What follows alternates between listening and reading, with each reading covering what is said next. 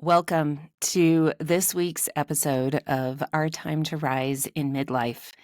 And it is my joy to welcome Abby Kuykendall to this podcast because how often do I get to say Abby Kuykendall? Long lost cousin right here. Yes, although we both married into the name. Yeah. So we both have this journey of having to take on this funky last name that we have What to was your explain. maiden name? Hogan. Mine so was Turner. Straightforward. So easy. Yeah, so easy. I keep telling him, I chose you. Yes. I chose this. That's right. And my understanding is you're going to have a baby. Is that right? Yes. Number 2. So, Okay. and we gave the first one, we're not telling the second one's name, but we gave the first one a heck of a name. Yes. His name is John Maverick, and we call him John Maverick. And he does not say his name. He's 18 months, but he touches his heart like that is me. Oh, John Maverick. So John Maverick Kuykendall, one day he will learn to spell that and he will be 20 years old. So all of my girls have 9 letters in their first name. Like, why did we have to make it complicated? Because we did. We did. For sure. I mean, I'm the mom that I call the monogramming companies and say, hey, I know that your website says 12 characters, but can we do 15? Thank you so much. Yes. My gosh, we live parallel worlds. Yeah. Okay, so I just wanted to recognize that not only do we deal with this last name, we also welcome children into the world and then coach them on how to deal with the last name and apparently also complicated first names. Complicated. I mean, it couldn't just be Joe, right? Yeah. Okay, well, today we are talking with Abby about hospitality. And Abby, I would love for you to give us the 2-minute overview of your new book. Yeah. Let's start with that, and then we're going to get into the conversation. Okay. Yeah. It's called Let the Biscuits Burn. And I wrote it coming out of a season where I was hearing from a lot of people as I was teaching and traveling and talking to women that oh, that sounds great, but it's not my spiritual gift. Or that sounds great, but I don't know how to cook. Or that sounds great, but I've got friends and I don't need more. And I just had a burning passion, message, if you will, that the Lord put on my heart that hospitality is not just a spiritual gift. It's also a discipline that draws us closer to the character of God. And just like with any discipline, that can be really hard to kind of integrate into your rhythms and integrate into your life. And so while the first kind of quarter of the book, we talk about what a spiritual gift is, what a spiritual discipline is, how we can kind of cultivate or why we should cultivate hospitality as a rhythm in our life. And then the last 3/4 of the book. So the majority of the book is just this practicality of what does it look like to invite somebody? What does it look like to truly connect with someone around your table? Why is the table important? Why do we need to sit around it with people? And how can God use that? And so I really wanted to spend a good chunk of the book kind of as a how-to hospitality for dummies, kind of what are the nuts and bolts about hospitality that we need to know? Because our culture used to be good at hospitality. We used to be really good at inviting people in and opening our homes and bringing people together. And now with social media and distraction and busyness, it's gotten harder and we have lost kind of this art. We've lost how to do it. It kind of goes into the why. It also goes into the how. I merge them together. And at the end, I hope that, a reader walks away going, man, I can do this. This is easy.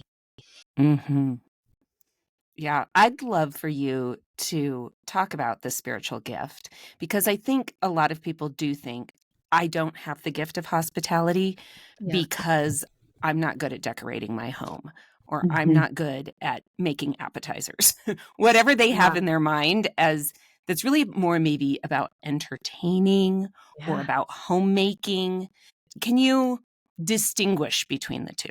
Yeah. So there is a difference, and I go into this in the book, the difference between entertaining and hospitality. And I use Martha Stewart as my example. She does a lot of great things, but she also gave the definition for what entertaining in her mind. And I think that it's such a great definition, but she says entertaining is selfish. because entertaining is what you want to cook, who you want to invite over, and how you want to decorate. And Yes. it doesn't think about the other person at all. Where biblical hospitality asks us, it requires us to forsake what we want to do, forsake who we want to invite. And we have to lean into the Holy Spirit's nudging and say, okay, God, this is on you. I am going to be obedient in opening my door, but whoever walks in, I want to serve them and love them well.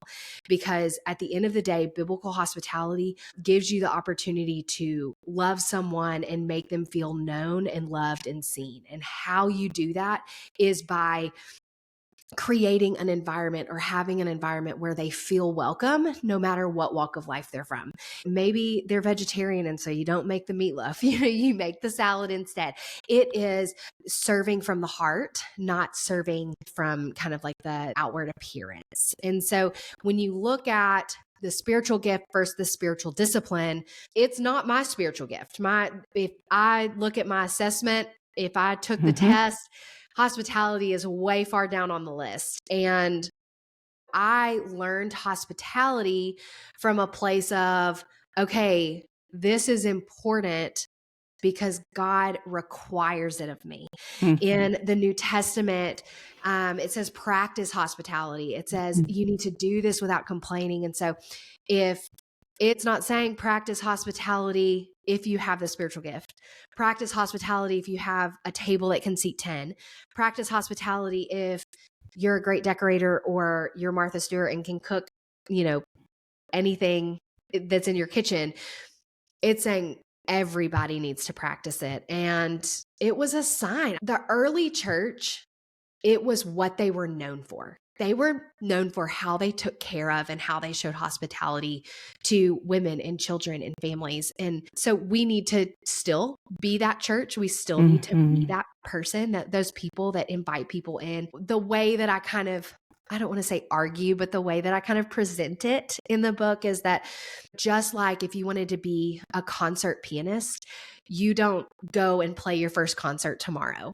You're not inviting a huge party into your home tomorrow.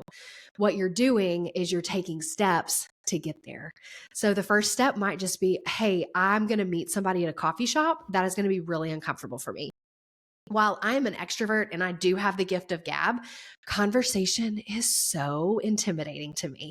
And so I have to really prepare my heart, prepare my mind for conversation when I walk into hospitable moments. And I've been doing this. I've been on this hospitality journey for probably 20 years. And so it's like, man, if we all had the discipline, if we all cultivated this, what a life we could live with Jesus. We would understand the hospitable nature of God in such a deeper way. That's kind of like the nuts and bolts of entertaining versus hospitality, and why I think hospitality is just so important to cultivate as a rhythm in life. I would love to hear, Abby, when you, or maybe just some marked times where you were on the receiving end of hospitality. Yeah. So as I was writing this book, I wrote it postpartum with my first child. So I wrote it a couple years ago, and I had never really sat with, I am receiving hospitality. I'm always the giver. I'm always the one opening my door and stuff. But in this instance, I had to sit on my rear end because I had a 6-month-old or like I was brand new into not 6 months, 6-week old. And I was like brand new into this. And I remember having people come into my home and just sit with me. And it was not perfect. My house was a mess. I was still in a robe. Postpartum was so hard for me. And I had so many people that just made me feel loved and known and seen. And it wasn't because there was a feast on the table. It wasn't because their home looked perfect. They came into my space. They brought me something. And in return, I received just this edification and this affirmation from God. Like, you got this. You're here. Like, we see you. And if we could sit with the fact that we can make people feel that way if we open our door, Like, that's the point. It's not the turkey you put on the table. It's not the peppermint pie that you're making. It is the way that you leave people feeling the love of God through what you have said or how you've made them feel. Yeah. And that's going to look different for all of us. Oh, for sure. Yeah. That's really what I go into in the book of like one of the very first chapters when we get to the practicality of hospitality and how we can infuse it into our rhythms. It's what are those excuses? And I think like no matter what your stage of life is, those excuses are going to look different. Like as a new mom, your life's going to look way different than say someone that is an empty nester. And like, hey, my kid just went to college and I haven't practiced hospitality in 15 years because I've been running to extracurricular activities and being, I've been so crazy busy that I haven't made time for this. And so now it's like, what are those excuses? What are those life changes now? What's the stage of life that I'm in that is keeping me from practicing this? And a lot of times it's just little bitty lies that the enemy wants to seed and then we help develop. It's like, why was that seed there to begin with? I need to pick that weed right out. And I go through that and talk about like, if your excuse is distraction, or if your excuse is busyness, or if your excuse is like, I don't know how to cook. And then we walk through, okay, well, if you don't know how to cook, guess what? Grocery store. Guess what? Taziki's is right down the street. Guess what? There are some options. If it's my house is too busy, my house is too messy, then I talk about having non-negotiables. I have 3 very clear non-negotiables in my home. Pillows will always be picked up off the floor. And they will always be on the couch. I like a clean sink. You don't have to like a clean sink, but that's how I like it. The countertops can have crumbs on them, but if the sink is clean, I feel a little bit better about myself. And the toilets the bathrooms have to be clean. So like, I don't need to get in there on my hands and knees and scrub, but we just need toilet paper on the toilet paper roll. Okay. So if you have those 2 or 3 non-negotiables, instead of like, oh my gosh, I have to sweep every nook and cranny and I have to clean the baseboards and I have to do all these things. Nope. Just make 2 or 3 non-negotiables. What are those things going to be to help you get to a place where mentally you can open that door and extend that welcome? Because we've all been on the receiving end of that welcome, right? Like with God, the gospel is the welcome. It's the invitation to come into his home, to come into his family, sit around his table in Revelation 19. I know that there are a lot of things inhibiting us now in our world. And if we can just start chipping away at that block, we can experience God in some big ways. So Abby, I'm thinking about like, if you're sitting across the table from a woman who she's in midlife, her kids are older, she's gone back to work, she's working full time, she's around people all day. The last thing she wants to do at the end of the day is talk to people after she's been like putting out fires all day, talking to people all day, and she just wants to relax. And that doesn't feel relaxing to her. What do you say to her? Yeah, that place is hard because when you are building a discipline, when you're building a muscle, it is going to feel really uncomfortable at first. But what God promises is that when we are obedient, our obedience unlocks blessing on the other side. And it's blessing that we might not comprehend or understand in that singular moment of like, I'm going to make the decision to do this. I don't want to do it, but I'm going to make the decision to do it, knowing that God's going to bless me on the other side. And he promises that. But what I would say is there are moments within your week or your month or your season that hospitality can become a rhythm. That doesn't mean it has to happen every Tuesday. You don't have to have a dinner party. You don't have to host bunko on Sunday nights. Like, I'm not saying that hospitality needs to be big moments. It can be things that you're already doing. So if something you're already doing is, I go for a walk every Saturday morning and I love to stop at this coffee shop and get a cup of coffee. Okay. Invite somebody to do that with you. That is an easy point of connection to make someone feel loved and known and seen. And you have no idea what people are going through. I recently saw a picture on Instagram, or it was a video, and it was kind of like overhead of all these cars driving. It looks like in Houston or something, like 5 or 6 lanes. And on top of each car, it was an anecdote of like what that car was going through. It was like talking to my mom on the phone, just got laid off from a job. It was like all of the things that could be happening to people around you that you're just unaware of. And that is, one of the chapters in the book. I talk about listening to the Holy Spirit and being intentional about hospitality and praying through, God, who in my life do you want to minister to through my hospitality? You have no idea what somebody's going through one week that you're like, hey, do you want to go for a walk on Saturday? Or do you want to like go to lunch after church? That can be a form of hospitality to start getting you in the muscle memory of inviting people in. It doesn't always have to be big or perfect. Or hard. Yeah. I mean, I think we do tell ourselves like we need to do hard things. And also, I think for that woman who's at the end of the day, like, I am spent, I am done, I don't want to give to anyone else, to think, okay, so what would be life-giving to you? Yeah. Would going on a walk be nice? Would going out to dinner with someone feel like a treat? Okay, that's okay too if it feels a little bit like a treat to you too. To give yourself grace in the process of, this is what I can do.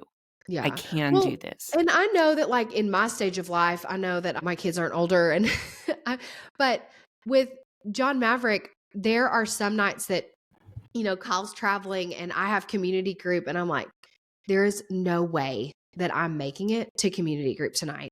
And I feel that nudge of like, no, you need to go. And I'm like, no, I need to sit here and watch TV. And no, you need to go. No, you need to drink some coffee, and I end up going. And how many times do I end up going to community group with an 18-month-old in tow? And it ends up being one of the most life-giving conversations or times of the week. It's such a blessing for me. And I would not have had the same blessing had I stayed home and watched TV and vegged what my worldly self, what my carnal self wanted to do. But because I picked myself up from my bootstraps and I said, okay, we're going to do this, I went and God rewarded that obedience. That's what I've experienced with hospitality, is that if you open your door and extend the welcome to someone else, I'm going to bless you. It is greater to give than to receive. Well, what I heard you say in that example was that you felt the Holy Spirit's nudge. Yeah. And that's where I think for women who are feeling like they're at the end of themselves, the closer you are in your spiritual life to listening to the Holy Spirit, the more in tune you're going to be for, this is a night for me to stay home, or this is a night for me to push through and actually go. For sure. For sure. Yeah. Yeah, it makes me think of 1 Peter, where it says, offer hospitality without grumbling. Yeah. And each one, whatever gift you have received, use it to serve others. And that's what I hear you saying too, is, okay, do it without grumbling, but do it because Scripture tells us to do it, and use whatever gift that you have. So whatever's in your hands. I mean, I think about that. Each one of us, we have so many things in our hands, and it's different because God is, our portion in our cup is different than you, Alex, than you, Abby. And so we think about what is in our hands and how do we offer that as hospitality. That's so interesting you bring that up. My number one spiritual gift by like a mile is administration. And let me tell you something, I can administratively delegate a dinner or a party or a meal. I get better than anybody that Like, I love to plan and put things together. But like I said earlier, when it comes to conversation, when it comes to like empathy and like the connecting part, you would think that I am like a garden gnome. Like, what am I doing here? And it is something that is like so paralyzing to me. But it's because my gift is administration. And so when you put me with people that are great conversationalists, guess what? We have a great party because I can take care of all the little details and they can take care of all of the conversation and stuff. But there are some tips, like I don't ever go anywhere without conversation cards. I use them as like a crutch. They're in the back of the book. I have like a handbook or some like tools that I use. It's like there's like a shopping guide in there. There's different like decorating things like tips and hacks and stuff back there. But one of the things is conversation cards, and I love them. In fact, I went over to a friend's house, a new friend. It was the first time I was over at her house. There were like 4 of us around a table, and when we left, my girlfriend that invited me called me and she said, "Did you have fun?" I was like, "Did you see what Danielle had on her table?" And she goes, "No, I didn't see." And she said, "What was it?" I said, "She had conversation cards." And she was like, "I was wondering, like, you were so comfortable in your conversation tonight." And I was like, "It's because my security blanket was in the middle of that table." It was just there just in case. It was there just in case. And, I never need them. But for some reason, conversation is just that thing. And it's not my gift at all. But I've learned, okay, if I feel uncomfortable in this situation, guess what? I can have my conversation cards. They can be in my purse. And that's my little safety blanket I take with me. That's cute. Well, I will say for women in this stage of life, especially now as we're approaching the holidays, many of our listeners are kind of in charge. They're in charge of their family, tribe. Maybe their parents or in-laws are still living, but can no longer be the ones who are basting the turkey cooking, and hosting and all of that. And they also have just a lot of people under them too, grown kids, younger kids. So they are in a very vulnerable spot as far as potential burnout this time of year, as they are welcoming people and maybe people who are staying for weeks at a time that they're not used to having in their home. So I noticed that in your book, you do have a section on preventing burnout. What is your recommendation for women as they head into this season where they may be hosting a lot, or even not even hosting so much as being in the presence of people they want to be totally present with, but there's a lot going on? Yeah, that was one of the hardest chapters for me to write because you have to be so vulnerable when setting boundaries. Whether that's a spiritual boundary, a physical boundary, an emotional boundary, you have to be so vulnerable. And you also kind of have to like know yourself of where your capacity is, knowing like the people that you're around, whether is this really close family? Is this someone that I need to like cater to for the next like 72 hours? Or are we just for meals? Are they good on their own? That kind of thing. But one of the things that I talk about in the book is setting clear expectations. And that can be really, really hard. And that's why I started the conversation with it's vulnerable to set expectations, especially if this might be year 3 or 4, like you've done this a lot and you've never set clear expectations before. But it is okay to set expectations because the majority of people love to know where we're headed. The unknown is uncertain.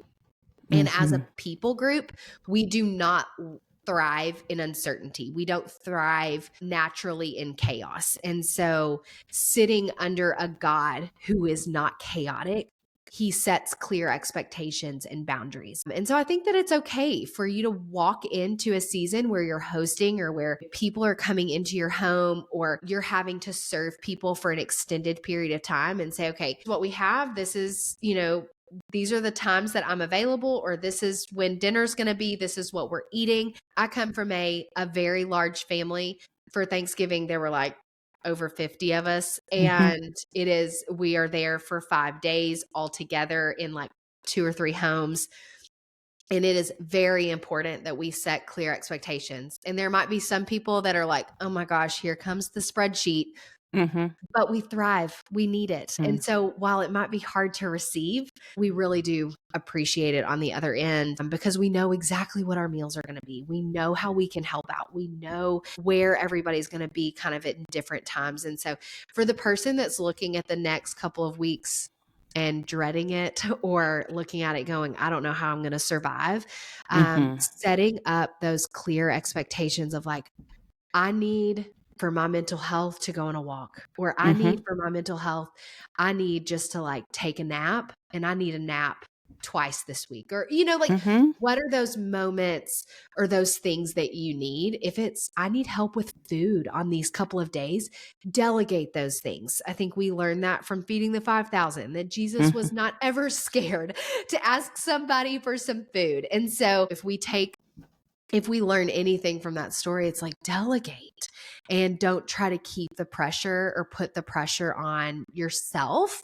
but invite people in and then help them understand kind of the ebb and flow of either the dinner or their stay with you, or the week of holiday festivities that you're entering, because it can be hard. But in order to prevent burnout, you got to set expectations.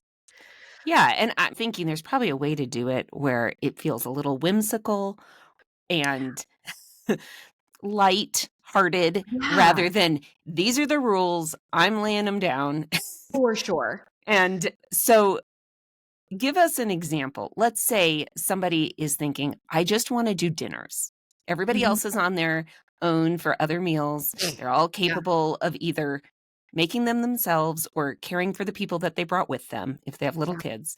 How would you present that to your guests or the people that were kind of in your orbit that you're doing the holidays with? My mindset's always going to be, how can I make them feel loved and known and seen? Right. Okay. So say I am hosting, I have a family that has 3 small children, maybe under 8, and they're coming into my home. They're going to stay Thursday to Sunday, and I just want to do dinners. So when they first come, or maybe like even before they come, hey, I have planned some fun dinners, make it very exciting, make that feel special, because you want to make them feel known and loved and seen. So dinners are going to be special, but because we're all running in a million different directions and we're all on different schedules, as most families and kids are, what can I do to help you prepare for breakfast and lunch?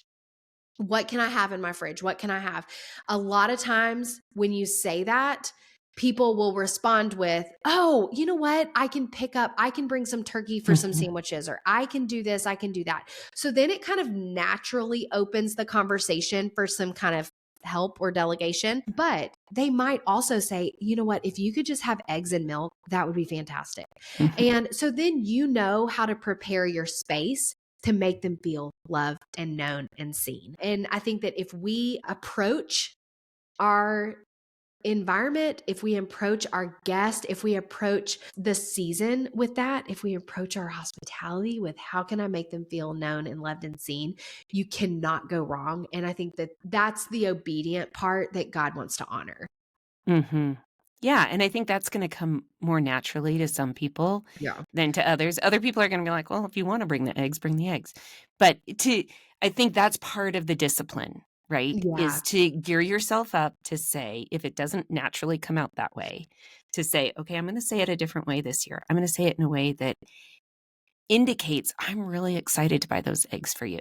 I'm really excited to go to the store and have my fridge stocked for you in a way, and to have snacks that your family can eat and will like to eat. I love that. Yeah. And I also think, like, I always love to use the analogy or the example of like bookend the hard conversation. So like if the hard conversation for you is breakfast and lunch, like what are you going to do with that? You're not going to actually say, hey, I don't know what you're going to do for breakfast and lunch, but it's not on me. You're going to phrase that differently, but you're going to bookend it with, I cannot wait for you to be here. And I've got some really fun dinners planned. I can't wait for you to try this new dessert or to whatever. And so if you bookend the hard conversation with 2 really positive or exciting emotions, then it's received a whole lot better. Okay. Yeah. What are some other practical, simple touches that someone can have in their space or can do to make someone feel welcome, whether they're staying overnight or just coming for dessert? Yeah. So I don't have a whole lot of overnight guests. And so with an 18-month-old, people tend to flee my home. Yes. Um, but I will say that one of the things that, and I think I've shared this before, maybe on Instagram or something, but one of the things that I love to do because I am so forgetful is I decorate a drink spot. It's a tray and it always has a picture on it and it always has some festive cups on it, whether that's like festive like to go coffee cups. And right now it's a wooden tray and it's got a cute little Christmas tree on it. And I've got a little bitty, like tiny nut bowl. But instead of nuts, I put some little chocolate truffles in there that are like red and green. And it has a couple of like water cups on there. That reminds me that when people come in my house, like that's where the drinks need to go. I always forget to ask people, hey, can I get you something to drink? Or I just like walk in and like make yourself at home. Like, why aren't you getting your own drink? I don't know. And so I always forget. So for me, I have to set it up. It has to be a moment on my countertop of like, this is the drink station. And I want you to feel like I have prepared this for you. And so the pitcher is never full. It's always like empty, but it reminds me when somebody comes in, oh, I need to put water in that, or I need to put tea in that or whatnot. So that's one of my like really practical tips that I use constantly. And once I got in the rhythm of decorating that for the different holidays or always having it stocked for, the different seasons. Like in the summer, it might be like I put little lemonade packets on the tray instead of chocolates. Those little things really make a difference when you're inviting someone in and they like feel like, oh, you made me feel really loved in knowing that you set something up for me and preparing for me. When I walk into somebody's home and they're acting like they weren't anticipating me or they weren't ready for me, it always makes me feel a little bit more uncomfortable than when I'm sitting there going, they had this all ready for me. They thought about me beforehand. Makes me feel loved and known and seen. Okay. And if you are the kind of person that wants to have people get their own drink, then that's your opportunity to just set those expectations and say, well, look, and here are are the drinks. Cups, there's the fridge. Like here are the cups, there's the fridge, make yourself at home. And they know exactly where everything is. But having space that just kind of like jogs your memory of saying like, oh, hey, I need to say that to them. So an exercise might be for someone to think through, okay, I'm going to pretend I'm coming to my own home as a guest. What are the things that would make me feel comfortable? Knowing where to put my purse, knowing where the bathroom is, and again, to then think as a host, how can I make people feel comfortable without giving them these really direct instructions? Yeah, for sure. Here's a map of my home. I mean, you don't have to go overboard, but just Right. to be thinking about like, oh, I'm going to have a place where people can put their purse. Yeah. I'm already going to pre-decide that. A big thing, I wear shoes all over my house, but a big thing that people are doing now with little children is like taking their shoes off at the front door. My sister lives in New York City, and so she's always taking her shoes off like outside the door, like not even inside her home or inside my mom's house or wherever we are. But we have a little basket, like a tray. It's a basket tray. And my husband likes to put his shoes there. I wear my shoes around the house, but I never make it like a big deal. Like if you want to take your shoes off, if that's your thing, like this is where they can go. If not, wear them around. But that's also like a subtle nod to, okay, I'm not going to be the rule Nazi, but putting it right at the front door, having shoes on the shoe basket or the shoe tray or whatnot, just kind of helps people see, okay, this is the expectation. They might even ask, hey, I see shoes here. Do you want me to take my shoes off? And that way you don't have to be like, we take our shoes off in this house. So I hope you brought socks. Yeah. Right. I've seen people have slippers available if people want to wear, like they're like, oh no, I'm wearing the mismatched socks. Here, have some slippers. Yes. Well, as we end, And you're thinking about the woman who's probably still shopping, still wrapping, still meal prepping, Same. all the things that she is still doing. What are your words to her as you think about what she needs to keep at the forefront of her mind during this Christmas and New Year's season? Yeah. The one thing that I try to keep at the forefront of my mind is the hospitality of God, Mm-hmm. and that He welcomed us first. And if we are to imitate God, if we are to practice hospitality, then the welcome and the invite is so important. And we see that in a manger. We see that like at the beginning of the year, we get to start over fresh. Maybe 2026 is the year for you to cultivate a rhythm of hospitality, a rhythm of welcome, so that you can emulate that hospitality that God showed you first. And so there are a lot of different ways to do that. It does not have to be stressful. It should not be perfect, and it won't be perfect.